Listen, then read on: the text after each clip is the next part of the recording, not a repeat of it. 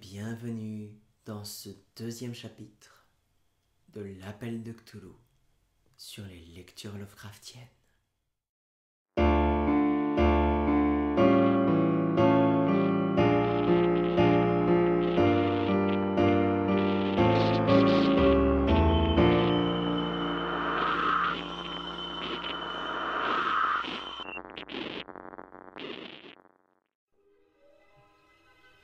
Nous nous étions arrêtés la dernière fois avec un récit des plus incroyables, de rêves étranges, de cités enfouies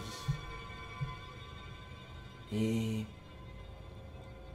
de voix éternelles dans un univers assez fantasque et narré par un sculpteur à l'imagination débordante. Mais le professeur Angel n'était pas au bout de ses surprises, car tout ceci n'était qu'une suite. Chapitre 2. Le récit de l'inspecteur Legras. Les éléments plus anciens qui avaient conduit mon oncle à accorder tant d'importance aux rêves et aux bas-reliefs du sculpteur formait la seconde partie de son long manuscrit. Manifestement, le professeur Angel avait déjà, une fois auparavant, contemplé les contours infernaux de la monstruosité sans nom, médité sur le sens de ces hiéroglyphes inconnus, et entendu prononcer les lugubres syllabes que seul peut retranscrire le vocable Cthulhu. Et tout ceci via un concours de circonstances à la fois si terrible et si exaltant qu'il n'était guère étonnant qu'il eût ainsi pressé Wilcox de questions et de demandes de précision. Cet événement s'était déroulé 17 ans plus tôt, lors du colloque annuel de la Société américaine d'archéologie qui s'était tenu à Saint-Louis en 1908. En raison de sa compétence et de ses nombreux travaux, le professeur Angel occupait une place prédominante au sein de tous les débats. Et, de tous ses collègues, il était de ceux que certains historiens amateurs, profitant de l'événement pour soumettre leurs questions et problèmes divers à l'expertise et à la sagacité des savants, venaient consulter le premier. Le plus notable de ces spectateurs, qui devint rapidement le centre d'intérêt de toute la manifestation, était un homme d'âge mûr et d'aspect banal, qui avait fait le voyage depuis la Nouvelle-Orléans pour obtenir des renseignements que personne n'avait pu lui donner sur place. Il s'appelait John Raymond Legras, et il exerçait le métier d'inspecteur de police. Il avait apporté avec lui l'objet de sa visite, une statuette repoussante et grotesque, visiblement très ancienne, et dont il ne parvenait pas à déterminer la provenance.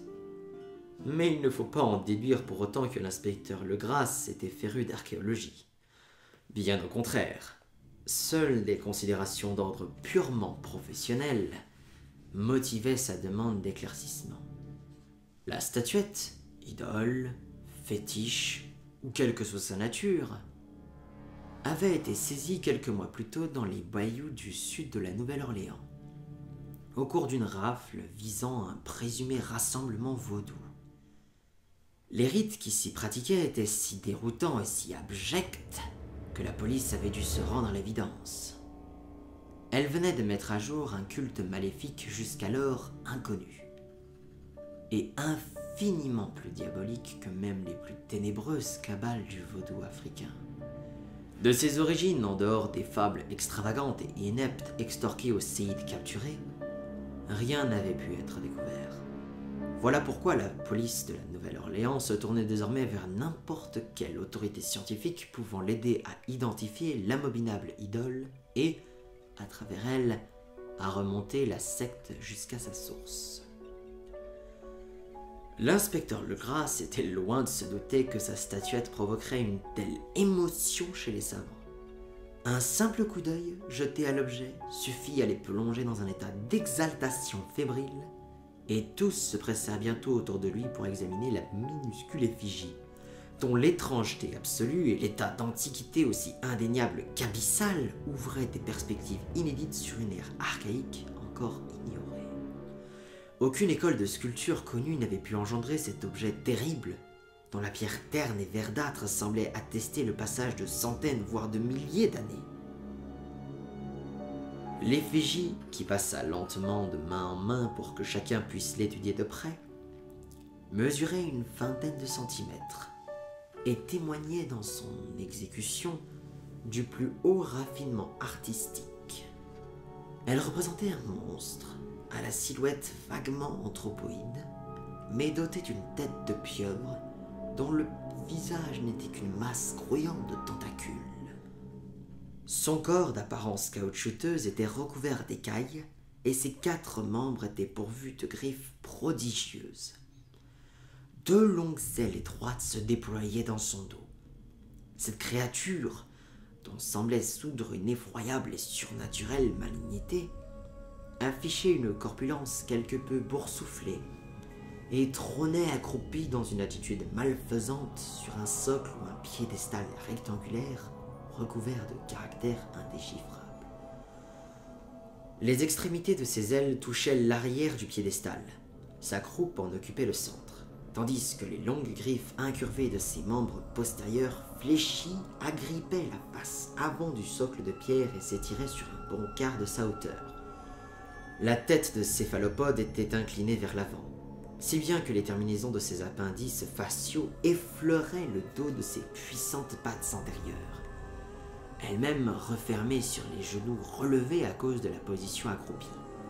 L'aspect général de la créature dégageait une singulière impression de réalisme, rendue plus subtilement déplaisante encore du fait de l'origine totalement inconnue de la statuette.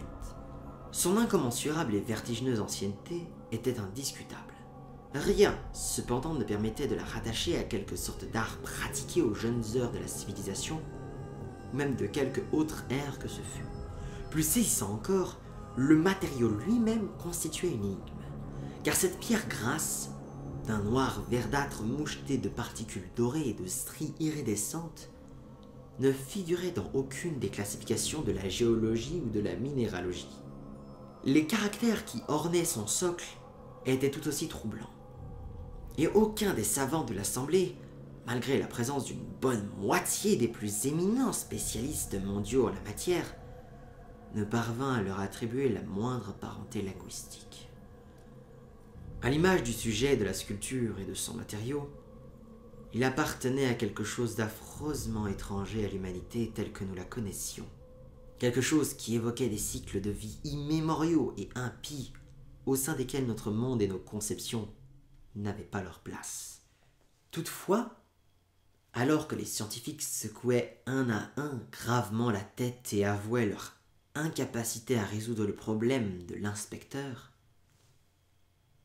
un homme, parmi cet aréopage d'experts, crut déceler dans la forme monstrueuse de l'objet et ses hiéroglyphes certains éléments qui lui étaient étrangement familiers. Et c'est sans attendre qu'il exposa timidement à ses confrères le peu qu'il savait.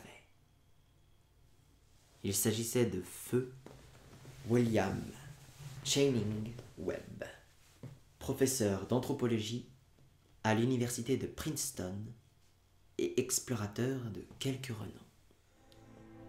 Le professeur Webb avait entrepris, 48 ans plus tôt, d'arpenter le Groenland et l'Islande à la recherche de certaines inscriptions runiques qu'il avait échoué à exhumer.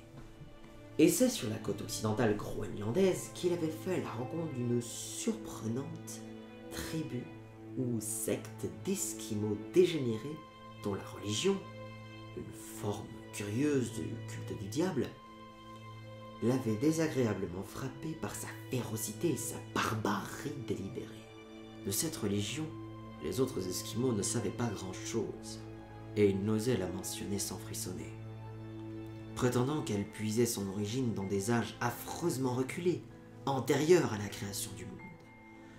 En plus de pratiquer des rites indicibles et des sacrifices humains, ces adeptes célébraient de saisissants rituels héréditaires officiés en l'honneur d'un tout-puissant démon ancestral, Tornasuk, Des rituels dont le professeur Webb avait dressé une rigoureuse retranscription phonétique auprès d'un vénérable Angekok ou prêtre sorcier, transposant du mieux qu'il put ces litanies en lettres romaines.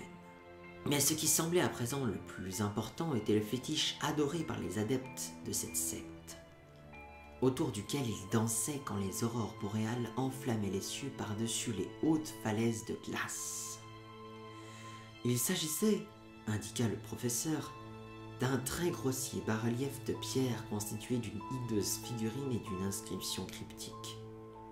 Et pour autant qu'il pût en juger, elle constituait une réplique grossière mais fidèle de la créature bestiale présentée aujourd'hui devant l'assemblée d'historiens.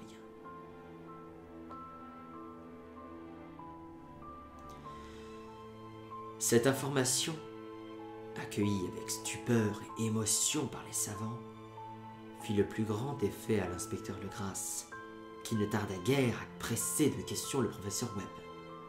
Ayant pour sa part copié par écrit l'une des prières prononcées par les séides des marécages que ces hommes avaient arrêtés, il implora le professeur de se rappeler le plus précisément possible les syllabes recueillies auprès de ces esquimaux adorateurs du diable.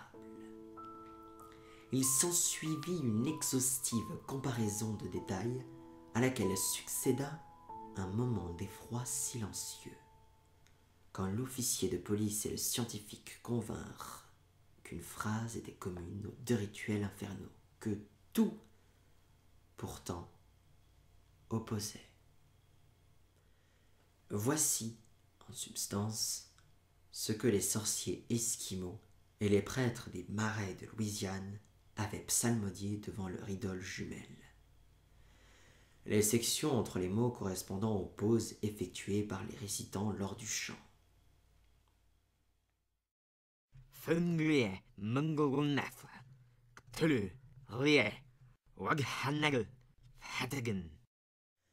Legrasse avait un coup d'avance sur le professeur Webb, car plusieurs des mulâtres faits prisonniers par ces hommes lui avaient révélé le sens de cette formule, qui leur avait été enseignée par des célébrants plus âgés. Ce texte, en l'état, pouvait se traduire de la manière suivante. Du fond de son tombeau Arliet, Cthulhu rêve et attend. Alors, à la demande générale et pressante de l'assistance, l'inspecteur Legrasse relata minutieusement sa confrontation avec les adorateurs des marais, un récit auquel mon oncle avait accordé, semblait-il, beaucoup d'importance. Il avait la saveur des plus folles divagations des faiseurs de mythes et des théosophes, et dénotait chez ces sans-mêlés et autres parias un insoupçonnable degré d'imagination cosmique. Le 1er novembre 1907, la police de la Nouvelle-Orléans avait reçu un appel à l'aide désespéré en provenance de cette région de lagunes marécageuses qui s'étend au sud de la ville.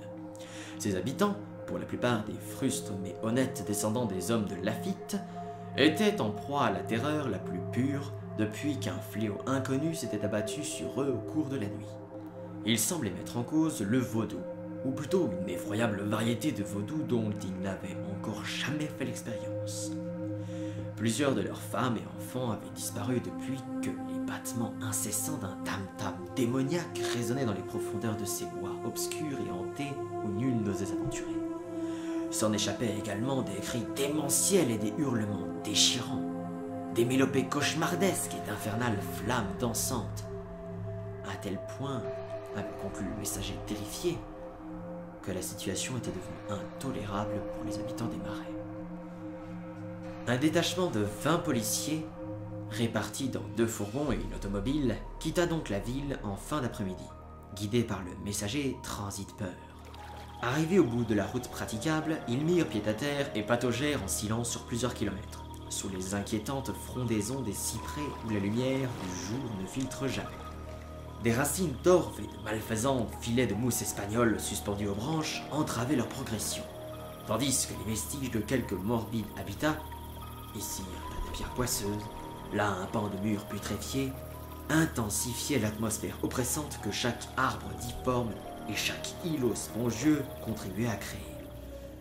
Quand le village de leur guide, une misérable grappe de cahutes, se détacha enfin dans le lointain, ses habitants hystériques coururent se réfugier autour du groupe de lanternes sautillantes. Le tumulte assourdi des tam-tams était désormais perceptible au plus profond des marécages, et des hurlements à glacer le sang leur parvenaient par intermittence, chaque fois que le vent tournait. Au loin, par-delà les travées sans fin des bois enténébrés, un flamboiement rougeâtre palpitait derrière de pâles broussailles. Malgré leur peur de se retrouver de nouveau seuls, les villageois effrayés refusèrent catégoriquement de faire le moindre pas en direction de cette cérémonie blasphématoire. Abandonnés par leur guide, Legras et ses 19 collègues s'engouffrèrent donc seuls dans d'obscures galeries d'épouvante qu'aucun d'entre eux n'avait jamais foulées. La région dans laquelle les policiers venaient de pénétrer avait la réputation d'être un territoire maudit, que les Blancs n'osaient ni traverser ni explorer. Les légendes qui l'entouraient faisaient mention d'un lac secret dérobé à la vue des mortels, où demeurait une informe chose blanche et polypeuse aux dimensions monstrueuses et bardée d'yeux luminescents. Les villageois racontaient à voix basse que des démons aux ailes de chauve-souris jaillissaient à minuit de grottes souterraines pour venir l'adorer. D'après eux, elle siégeait déjà ici bien avant d'Iberville, bien avant la salle, bien avant les Indiens et même bien avant les animaux et les oiseaux de la forêt. C'était un cauchemar incarné, et poser les yeux sur elle signifiait la mort. Mais elle hantait les songes des hommes, si bien qu'ils en avaient appris assez pour l'éviter. La bacchanale vaudou avait lieu à la périphérie de ce domaine interdit, mais c'était suffisamment près pour dissuader les villageois de s'en approcher, comme si le lieu même de la cérémonie les terrifiait plus encore que les bruits révoltants et les événements tragiques qui l'accompagnaient. Seule la poésie ou la démence pourrait rendre justice aux clameurs perçues par les hommes de la grâce, tandis qu'ils s'enfonçaient péniblement dans ce bourbier obscur en direction de la lueur rougeoyante des tam-tams étouffés. Certaines qualités vocales sont propres aux hommes et d'autres aux animaux, et rien n'est plus terrible que d'entendre les unes jaillir des gosiers des autres. La fureur bestiale et la débauche orgiaque engendraient des hurlements et des râles d'une telle intensité démoniaque qu'ils déchiraient la nuit. Déferlant sur la forêt obscurcie à la manière d'ouragans pestilentiels vomis par les abîmes de l'enfer. Par moments, les hurlements anarchiques cessaient pour laisser place à un chœur chevronné de voix rauques, psalmodiant en rythme cette funeste formule ou prière.